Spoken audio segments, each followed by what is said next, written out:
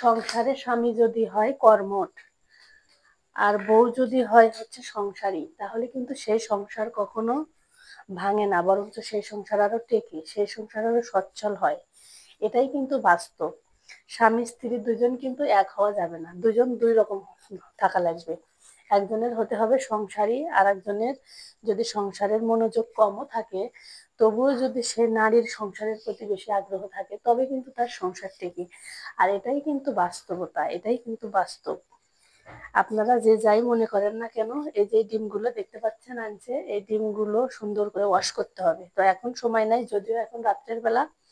এই ডিমগুলো আগামীকাল সকালে ওয়াশ করব, সুন্দর করে সাবান দিয়ে ওয়াশ করব। আর এই যে দেখতে পাচ্ছেন এখানে আছে হলো ভীম। ভীম লিকুইড ছাড়া তো আমার চলেই না। এখানে যে ভীমগুলো এর ভিতর উঠাবো।